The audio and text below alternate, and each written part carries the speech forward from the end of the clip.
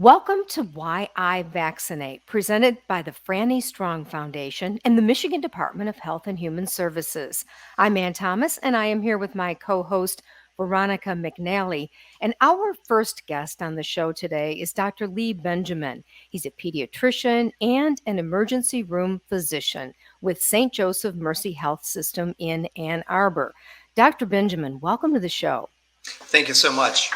Doctor, start out for our listeners and just talk a little bit about the state of Michigan's emergency rooms during the height of the COVID-19 pandemic.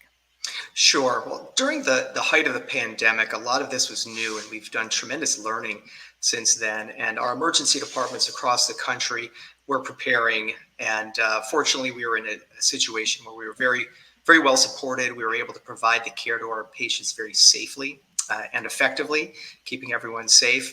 The emergency departments at that time were primarily full of COVID, to be quite honest. Other people tended to stay away, which has led to some poor outcomes. And one of the clear messages is that we have now learned how we can take care of our COVID patients and our routine patients who require emergency services to make sure everyone gets the care they need in a timely manner. How would you describe the situation now, emergency rooms this summer, right now?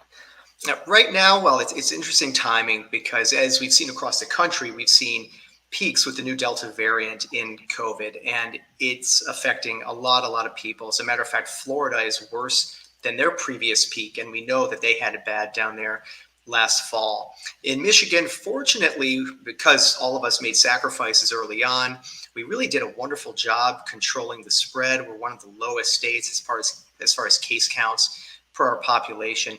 But even despite that, we're now starting to see our cases cropping up, and we know the Delta variant is in our communities. We are seeing more frequent presentations to the emergency department, and in large part, this seems to have become a pandemic of the unvaccinated.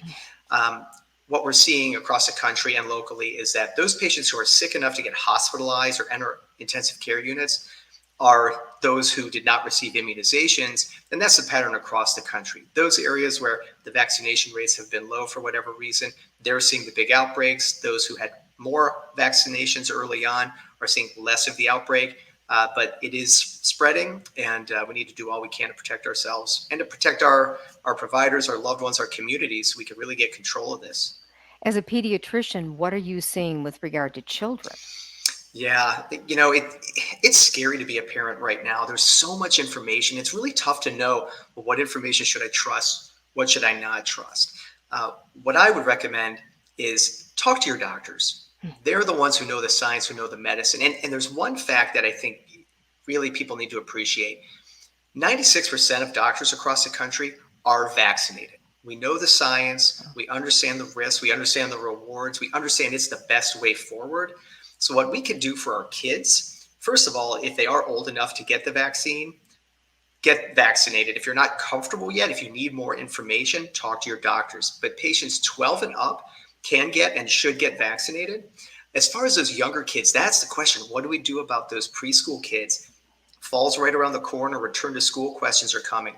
The best thing we can do to help them is for adults and older kids to get the vaccine. Let's control the spread of the disease in the community, and then our kids won't be exposed to it as much. So that's one of the main messages, what we can do to help our kids, because they're smart. They hear us speaking at the dinner table. They see what's around them. They're scared too.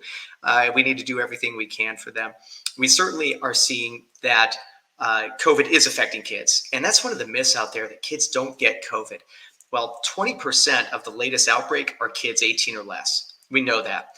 The sheer numbers are amazing. The American Academy of Pediatrics reported a couple of weeks ago, 72,000 patients across the country, kids, develop COVID.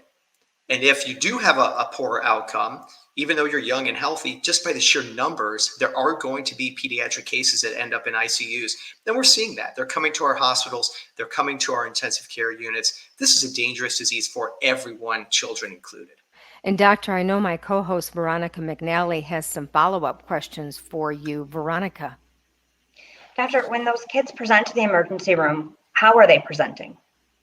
Well, fortunately, most of them are presenting with signs of upper respiratory infections, the cough, the runny nose, the fever, some with a lot of body aches, headaches are common. There are a couple of things with the kids that are very specific and very worrisome. Uh, of course, with all COVID, one of the worst things is if it does affect the lungs to the point you can't get oxygen. And these kids come in breathing very heavy. They require a lot of oxygen. They may require extra support and need those intensive care units. We're also seeing, and Detroit was a hub of this early on in the disease, a post-infectious inflammatory syndrome that was leading to dangerous heart issues. These patients were commonly in the intensive care units. So we're still on the lookout for that. These are patients who do well with their initial COVID infection, as we hope most kids will. And then later on, their body just develops this immunologic response where there's just massive inflammation throughout the body that can be very dangerous. So we know that immunization rates have fallen a bit because parents have not been getting their kids to the pediatrician offices for a variety of reasons during this pandemic. What are you seeing in terms of numbers in pediatric patients in your hospitals? Well, there's two things that I think are important to recognize here. We have our COVID vaccinations, right, which we're now seeing tremendous increases in those adults and older kids getting immunized where there are giant outbreaks. So the southern states where they're having the big outbreaks, we've suddenly seen a return to immunization. So people are learning that this is a dangerous disease. That is the only way to prevent ourselves. So those kids 12 and up are getting immunized for COVID specifically.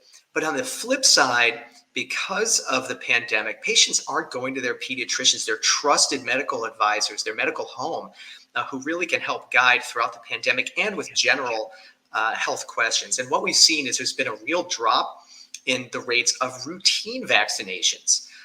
And that would be the things that we bring our children into for their 2, 4, 6 month vaccines. And then as they get older to prevent diseases. And we haven't really seen large outbreaks yet, but we're very fearful that some of these diseases we just don't see are going to come back. For example, measles. Measles was a classic disease that affected loads of children, led to pediatric deaths throughout the year. We know that populations that don't get vaccinated for measles tend to have outbreaks. We've seen them over the years, and this can be very, very dangerous. So the message is clear. Yes, we need to take care of our children from a COVID standpoint, do everything to protect them, and get in to see your trusted pediatricians and medical advisors for routine health maintenance also. And when you do need emergency services, please don't delay them because of fear of catching COVID in the hospital. We have our processes very well thought out. We're able to keep patients safe. Early in the pandemic, we were seeing kids with sinus infections that were going to their brains because they couldn't come in, they wouldn't come in and get the care they needed sooner, and the infections ran rampant. This is across the country. We saw appendicitis cases that came in very late, where if they had come in early, the kids would have done much better. So don't delay care to your primary providers. Stay healthy. And when you do need emergency services, we are there. Dr. Lee Benjamin, pediatrician and emergency room physician, St. Joseph Mercy Health System in Ann Arbor. We really appreciate the advice today. Thank you. It was great to meet you, great to talk with you. Thank you, gang. You are listening to Why I Vaccinate. Coming up next, we're going to have some important advice for parents as they get ready to send their kids to school. You are listening to Why I Vaccinate. Our next guest is Ruthann Sudderth. She's a parent and the Senior Vice President with the Michigan Health and Hospital Association. It is really nice to have you on the show, Ruthann. Welcome. Thank you. Thanks for having me today. Talk a little bit about what the Michigan Health and Hospital Association has been doing to keep families healthy, both before the pandemic and now during the pandemic, Ruthann.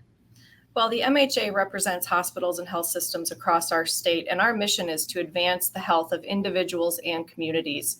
And so both before the pandemic and during and hopefully after, we've been very focused on making sure our member hospitals and health systems and the communities they serve really have the tools and information they need to live healthy lives. So we advocate for issues that are really important to improve health access and cost and quality. And we do a lot of education. And in the pandemic, we've been very focused on making sure that hospitals have the tools they need to be there, to be open 24/7 and providing patient care, both to those who have COVID and those who have other health concerns. Earlier, we heard Dr. Benjamin talking about people delaying care, and we're seeing a lot of traffic in hospitals now, related to issues that folks have maybe put on the back burner during the pandemic. And so, we're seeing a lot of things come to a head right now when it comes to the health of our Michigan residents. Now, what are some of the big priorities that you have for this coming school year as children head back to school pretty soon here? Yeah, I'm seeing some of my friends already heading, their kids heading back to the classroom this week, and mine go back in a few weeks, hopefully. And our number one concern is making sure our kids are protected from preventable illness. And we know that there are ways that we can prevent things like measles and whooping cough and all those really important things through vaccination. And so we are making a big effort this August, which is National Childhood Immunization Awareness Month, to really push childhood vaccination. We are, running behind when it comes to our rates of childhood vaccines in Michigan.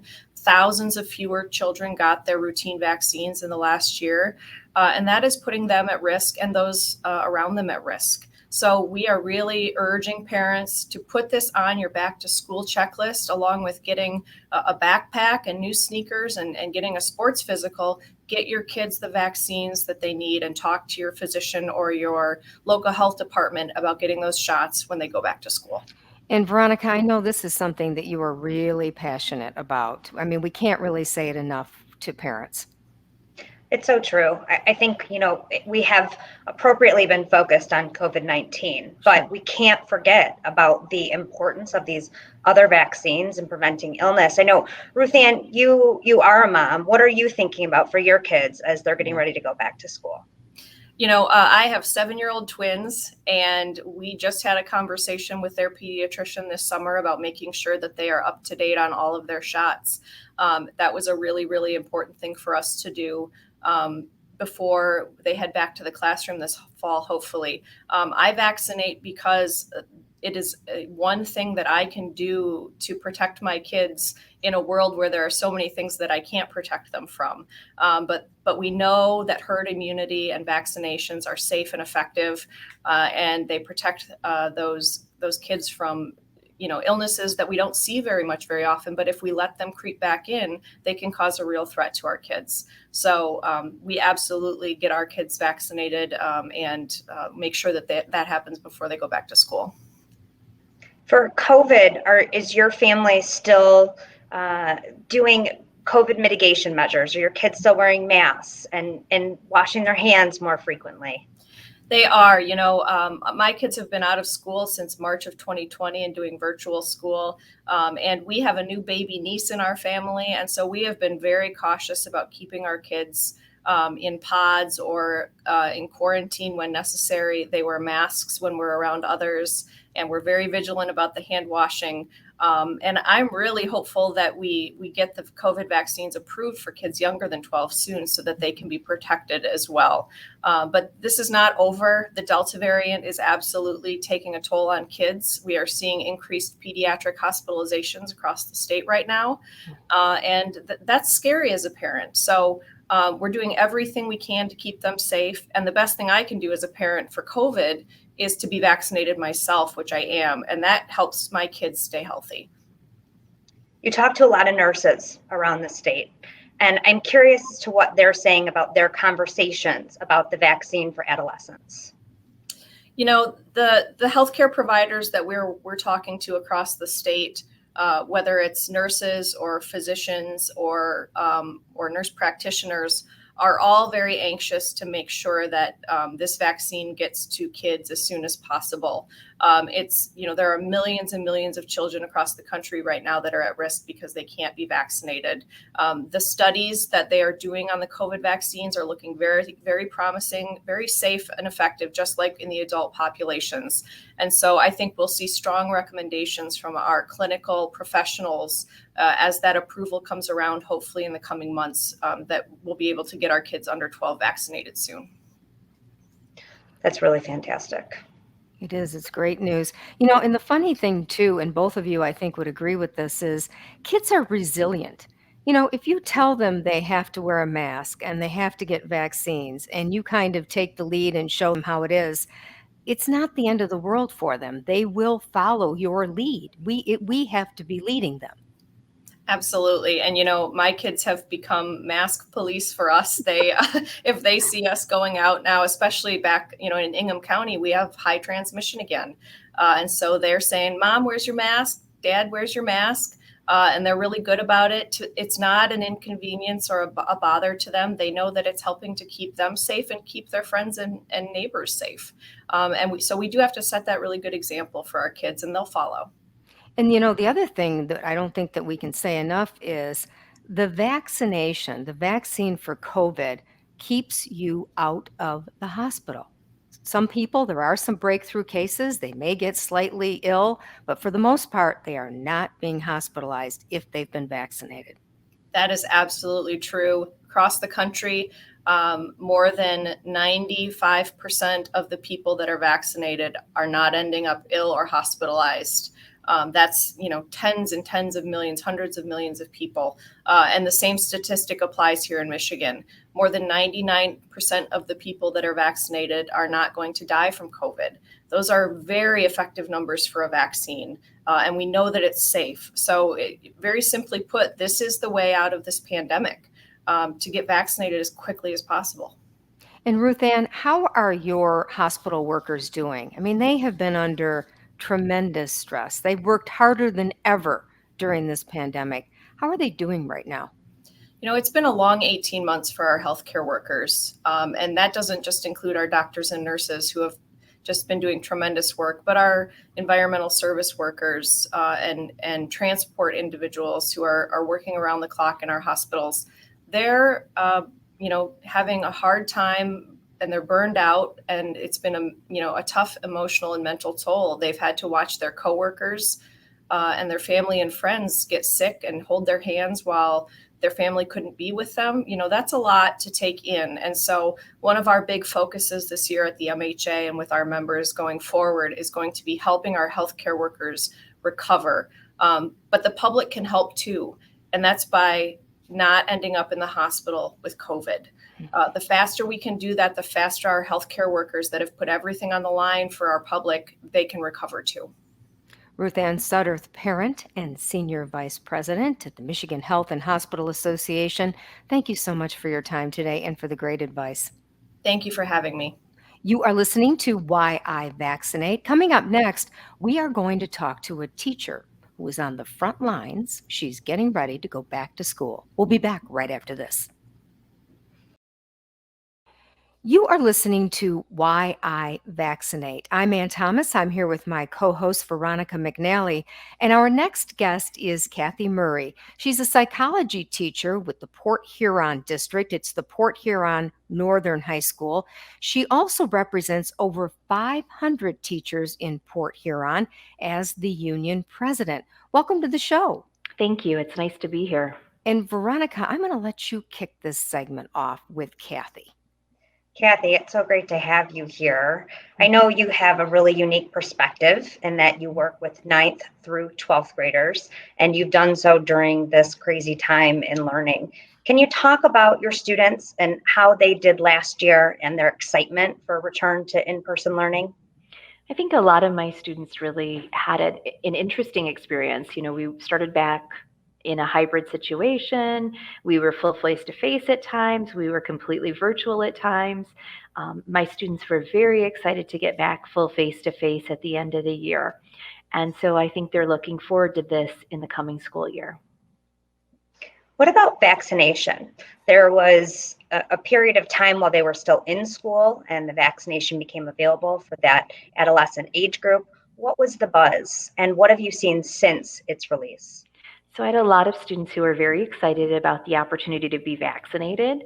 And I also had the opposite occur. I had students who were not interested in being vaccinated. And I kept thinking, oh my gosh, if we could just get vaccinated, things would be back to normal sooner. So we'll see what happens this school year. I'm hoping lots more parents have taken opportunities to get their students vaccinated. And as a teacher, what do you tell these parents or these kids who express concern? Well, I always say, as a psychology teacher, we look at science, we deal with scientific method. I trust scientists. I trust people who have worked on this. I mean, we didn't send our students out to create a vaccine. We sent our best and our brightest in our community who have higher education to create this vaccine. Although I do think we have a lot of students who could have been very valuable in this process, I think that we spent lots of time and money and energy to find a vaccine that would work. You being in the classroom, and you've been in the classroom for a number of years now, how do the kids socialize? Do they sit close together? Do things spread in the classroom? Oh, absolutely. We are very fortunate in Port Huron. We have lots of flexible furniture and things like that. And so you put them in groups often and you have to work with them. Last year was a unique year. You couldn't do that. You tried to socially distance as much as possible, but it is impossible in classrooms. Our classrooms were built to hold 30 students and not to be socially distanced. They were to be, elbow partners and things like that. And so it is very challenging as an educator to keep kids socially distanced. And you've always seen illnesses run through classrooms, whether it's chickenpox or whatever it was prior to a vaccine. You would always see those things. Common colds run through the classroom. This is far more dangerous. And I think that really hits home for us the importance of not only COVID vaccination in this age group, but also making sure they're caught up on all their vaccines as they return to school. And I know you had some questions for Cathy. Cathy, as the union president, what is the temperature of your teachers? How are the teachers feeling about going back to the classroom, about being vaccinated, about wearing masks? So I feel like we're really fortunate in Port Huron. The majority of our teachers are vaccinated. Yes, I mean, that's not everyone, but I feel like the majority of us took advantage of it. St. Clair County actually did a fantastic job with the rollout for educators. They had an entire system put together for vaccinations at the RISA or ISD, and it was phenomenal. Any educator who wanted to get vaccinated could, and it was a well-oiled machine. I think that we have lots of teachers who are very excited to go back, but you still have many who have compromised immune systems, who have asthma, who have underlying health conditions that have never been an issue before that are now very, very troublesome. I have teachers who are very worried, educators who are very worried. I think we can all agree that the best thing in the world would be for everyone to get vaccinated and to get these kids back in the classroom. I mean, your expertise is in psychology. You're a psychology teacher.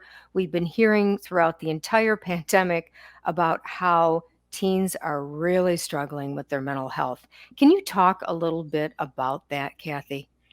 So I've had friends who have have children who have had COVID, and it's really challenging for them to get caught up on schoolwork. It's incredibly challenging for them to stay focused on schoolwork. It is that brain fog that many people have complained about is real. It's absolutely essential that we get people vaccinated so that things can get back to normal. I had students last year who did struggle because they weren't in class every day. Whether we were hybrid and they were coming every other day, whether we were virtual, it was really a challenge for a lot of students.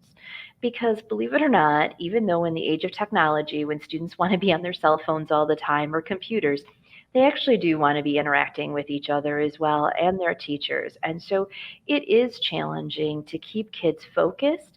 And when you're sick with COVID, as someone who's had COVID prior to vaccines coming out, I would say it took a long time to recover, and it still takes time. This fatigue is still there. What's your biggest concern about going back to school in the fall? Like what keeps you awake at night? So I'm in a unique situation. I have a child who's going to be entering kindergarten. Oh, wow. And there's no vaccine for our young students. And so, as much as I worry about secondary students, I know that they'll keep their masks on if we tell them to. It's modeling, it's about the expectations. But my daughter, who's going to be 5 in the fall, is going to kindergarten for the first time. And, we went out and we bought cool masks so that she would have them to wear because she doesn't have a vaccine. We also have an infant at home. And so what keeps me up at night is childcare. If by some strange chance, daycare gets shut down or the school gets shut down, what do we do? My spouse is a nurse. What do we do? Because we're both on the front lines. So who's going to take care of our children? And it's also scary to me to think about how many of our students don't live with parents. They live with grandparents. They live with parents or parents who have cancer or things like that. Contracting COVID for those students could be deadly for people in their households. And that scares me. That's what's really troubling for me. What would you say to a parent like yourself who is a little bit concerned about sending their child to school just because there are so many unknowns? What kind of advice do you have for them? Well, I think it's really important at this point, you start with your child and you've been working on these things like hand washing and mask wearing. And if they're watching TV right now, put the mask on them. They have time to, it's a 30-minute program, practice with a 30-minute program, Curious George, whatever it may be, put the mask on. And if they're playing video games, the rule is they have to have a mask on. If they're doing things like that, practice hand washing in between activities with them. Have hand sanitizer available. Make sure they're learning how to wipe down their own desk areas. It's nice that they know all of those items. I would try all of those things with my young children at home if I were a parent. Those are great tips. Yeah, they really are great tips. Cathy Murray is a psychology teacher at Port Huron Northern High School and the head of over 500 teachers in Port Huron as the union president. Thank you so much for all of the wonderful tips and for sharing your experience in the classroom with us today. Thank you so much for having me. You are listening to Why I Vaccinate. Coming up next, we are going to talk to a nurse practitioner who works with teenagers. So this will be a very interesting conversation. We'll be back right after this. You are listening to Why I Vaccinate. I'm Ann Thomas. I'm here with Veronica McNally. And our guest now on Why I Vaccinate is Lynne Lawlor. She is a nurse practitioner with Beaumont Teen Health Center. Now, that's located inside Romulus High School. And Veronica, I know you've got a lot of questions for Lynne today. I do, Lynne. I'm so happy to have you here. Why don't we start off today by having you tell us about the Beaumont Teen Health Center? What do you do? Oh, sure. So we're a school-based health center. We're right inside Romulus High School. Beaumont has 6 different teen health centers. So we basically provide primary care. So in a lot of prevention, we also have mental health services. So as part of prevention, immunizations is a big part of what we do because I think immunizations are probably one of the best preventative measures that we have against serious disease. Do you give the COVID-19 vaccine in your clinic? We do. We just started giving that just within the last month. So we do have the COVID vaccine available, which is really exciting. What kind of questions do you get from parents or teens about the vaccine? About COVID specifically? I think a lot of it right now, I would say most parents are hesitant. They're just not sure about it. Maybe they have gotten it for themselves, but now since it's for their children, it hasn't been out long enough. They're very concerned about possible side effects. What's going to happen long term. They are concerned that maybe this was rushed a little bit too quickly to market. And they don't really see COVID as being serious for youth. They think of it as a serious infection more for adults. So we talked to them about it, that we are seeing more COVID infections, with younger people. Or if the infection is mild for they themselves, you also always have to think about the impact on people around them. Maybe they have grandparents or their own parents who are immunocompromised. So if you're not going to do it for your own self, for a 17, 18-year-old, 19-year-old, really think about it for those around you or for those who can't be vaccinated, who are even younger. And you obviously have a lot of experience talking as well with parents about other immunizations. What are you seeing in terms of rates for kids in your health center on other immunizations? Are they behind? We have definitely seen a decrease in the immunization rate. Part of that is because kids have not been coming in for their well visits. They haven't been coming in for their physicals because they weren't necessary last year. So that's the time really when you capture them. Also, we weren't seeing a lot of kids coming in for illness. I mean, partly because the kids weren't in school, which is one way they access us very easily. But other illnesses have decreased because of, I think, the vaccine and the social distancing, So that is a big concern because, again, we're afraid that without the protection of the preventative immunizations, we're going to see an increase in serious illnesses that we haven't seen in a long time. So what are you doing to be proactive about that as your students return to in-person learning this fall? So every time we see any student, we assess immunization status, whether it's a well visit or it's a sick visit. Just because somebody comes in for a sick visit does not mean they can't get immunized. I mean, if it's a mild illness, you can still receive those vaccines. Also, at any opportunity, if they're getting one vaccine, you double up. With COVID, we can now give other necessary vaccines along with it. We don't have to do them at separate visits. So that is just a really nice thing. We also try to reach out to parents and to families via email, maybe letters, flyers, just to remind them that physicals are necessary, well visits are necessary, vaccines are necessary, and that we are available. I think sometimes a lot of people, they avoided coming into the office for well visits because they were very fearful of maybe contracting COVID and being exposed to it. So we do a lot of reassurance of what we do to keep families safe. And if we can work with that family to reassure them, if we need to modify our practice, we are very open to that. If they would rather wait in the car, and we can come out and talk to them there or do a virtual visit, for part of it, we are more than happy. Whatever's going to work to try to get the families in to get them vaccinated. That's really fantastic. I know it's been a challenging year mentally for a lot of our kids, and I know Anne has some questions for you about their mental health. Our guest here today on Why I Vaccinate is Lynne Lawlor. She's a nurse practitioner with Beaumont Health. And Lynne, Veronica is right. We are hearing an awful lot out there right now about teenagers, young adults really struggling with their mental health. Can you talk a little bit about what you're seeing? We have seen a tremendous increase in the need for mental health. I think it's been very difficult for teens, for families as well. They've been removed from their peer group. Coming to school, it was not only their peer group for socialization, sometimes it was just reassurance. It was, contact with the teacher, with trusted adults, maybe, food security, because sometimes that can be an issue. So we do have a social worker who's in our clinic, and so she has been quite busy. So we're seeing, I think, an increase in anxiety and depression for these kids. Do you think it would be a smart and good idea to try to get as many kids vaccinated and back in school with their peers in the classroom, Lynne? I absolutely do. I think these kids need to be back in school. And we have a wonderful vaccine. There's been a lot of study on it. It's been an international collaboration.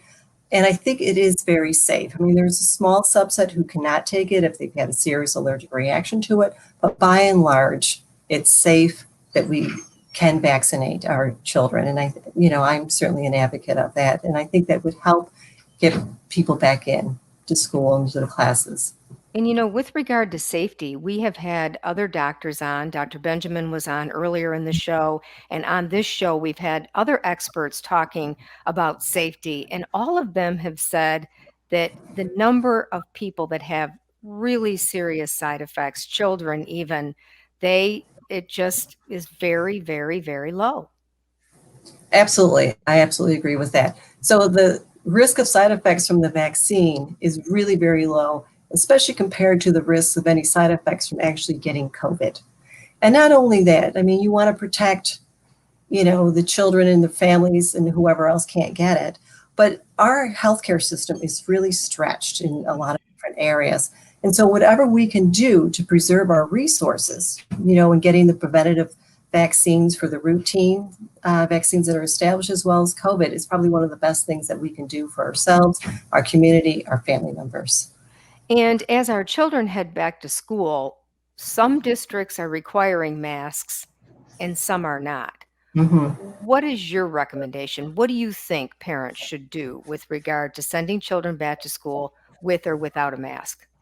I'm an advocate for masks at this point. And I know that's not always the popular view, for a lot of people, but until everybody really, we have a substantial vaccination rate, I think masks are just another tool in our kit to try to keep us safe, along with our hand washing, social distancing, our typical mitigation strategies that we've been using for this past year and a half.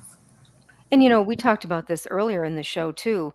If you work with children this summer and everybody's wearing a mask, it's not that big a deal to them. It's a bigger deal to us. I think children get used to it. And as somebody had said, I mean, kids are resilient. You learn to live with it. So they can be annoyed initially, but, they become part of the routine. And you find fun masks, and maybe you decorate them and dress them up and match them with your outfit, and kind of have fun with it. So, it's just kind of part of where we're at right now. Lynne Lawlor, nurse practitioner with Beaumont Teen Health Center inside Romulus High School. And we want to make sure we point out that Lynne Lawlor is a nurse practitioner with Beaumont Health. We really appreciate your expertise today. Thank you. Well, thank you so much. It's such an important topic. And you've been listening to Why I Vaccinate, presented by the Franny Strong Foundation and the Michigan Department of Health and Human Services. I'm Ann Thomas. On behalf of my co-host, Veronica McNally, thank you for joining us, and we hope you have a great day.